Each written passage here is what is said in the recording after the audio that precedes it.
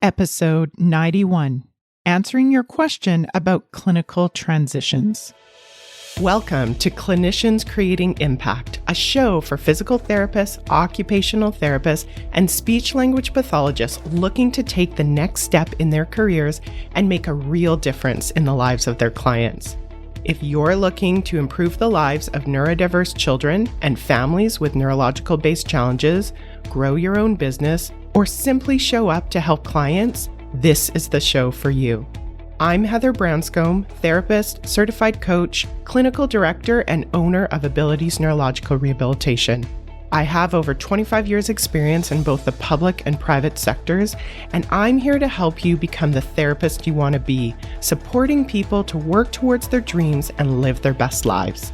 You ready to dive in? Let's go. Hi there, friend.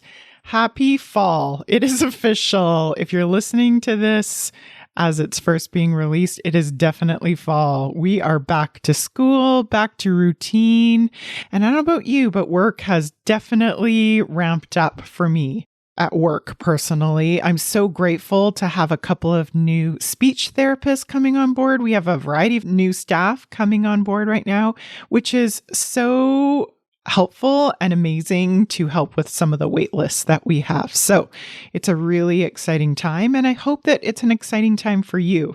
And some of those new projects that I'm working on is to continue to help with this podcast. So today I wanted to answer another question here that we have talked about internally as a group of clinicians in our monthly coaching meetings. And I thought it would be helpful to bring out to the wider audience like you. I love the energy that we have in these internal coaching meetings, but again, I know that not all clinicians have access to this kind of support, so I thought it would be helpful to you that are looking for more support.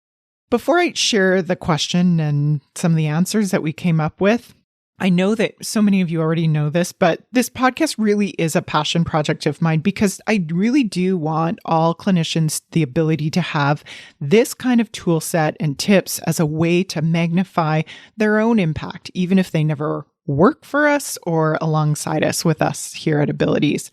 I just love sharing tools and information just like this that will hopefully make your job easier, because I know that as we do that, that allows you to create a bigger impact for yourself and for your clients.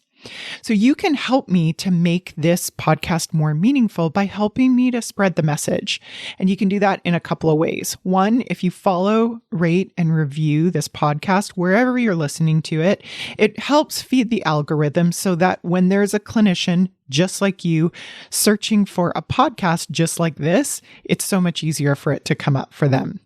And secondly, and this is my favorite, if you could share this podcast, or better yet, a favorite episode with a colleague that you want to help, that would be amazing.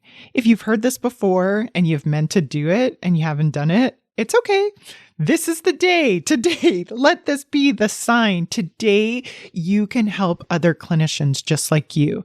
And if it's your first episode, first of all, welcome. Thank you so much for listening. And hopefully, as you listen, you can decide who of your clinical friends would love to hear this kind of information to help them at work as well.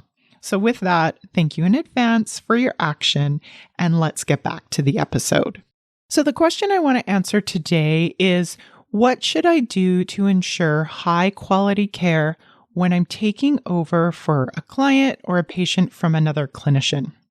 And I love that question because, first of all, in our clinical education, for most of us, that's some kind of higher education or school, we go over new assessments all the time. And I'm just going to make the assumption that you feel good about assessments, but we don't always talk about the transition from one clinician to another. And just like in a lot of other areas in our life, transitions can feel hard. They can feel hard both for our client or patient and for us as a clinician. And that makes sense when you think about it. It's a new relationship fundamentally, but it's also potentially a new routine. And of course, there can be some potential anxiety about that. So the first thing that you want to do is to take the principles you may or may not be using in any kind of first assessment. So I would break this down into 4 kind of steps. First of all, no matter whether this client is just new to you or new to the organization that you work for, even if that's on your own, fundamentally, first, we want to develop that rapport and relationship. Right? I always like thinking, show that you have read the notes that have happened before, because isn't that good? Like, I know if I'm seeing any kind of service provider, it's nice to know that I don't have to retell my story again. I like that because this kind of shows that care and concern and can demonstrate that you as the clinician are looking to have a smooth transition. So obviously, first you would have to do the reading and do the summary thing. But as you communicate that to your client, as that client is going through a transition, again, that shows that care and concern, and that really can help to develop the rapport and the relationship. The second thing that I would do is ask about their goals. And don't assume what happened in the chart from the clinician's point of view is actually the same as for the client. It's kind of like, I like the idea of trust, but verify, because maybe this is an opportunity to check in on assumptions and reassess with new eyes. You can say something like, oh, I've read your chart. This is what I got from that. Is that your perception? Or something like that, that feels authentic to you. It's amazing. I know for myself, maybe you've had that as well. Like, you've been working even as a client, right? If you think about you as a client, you work with one service provider, no matter who it is, and then you get another perspective. This is an opportunity for the client to kind of check in and to tell their side of the story as well. So again, it doesn't matter that there's been goals in the past, but just ask the client again about their goals. The third thing I would say is don't be in a hurry to change anything specifically, especially if the client seems super happy with what has happened in the past. You can really use that as an opportunity to observe and assess first, and then to slowly add or subtract things that you think will help your sessions with the client. I like to kind of start with that stable base and then put your own spin on it. What I find is sometimes clinicians, in order to kind of feel like, yes, they are leading, they want to lead by changing first. And I just want to offer that you don't need to change anything first to lead, but just by saying, hey, we're going to do what we were doing before, unless, of course, the client has said something about their goals, you've checked in and they've really mentioned something that they want to go in a directly opposite way than what they've been doing before. If it isn't broke, don't fix it. Let's just start with what was working before, and then you can add your unique spin moving forward. And then my fourth point that I would say is check in frequently with the client.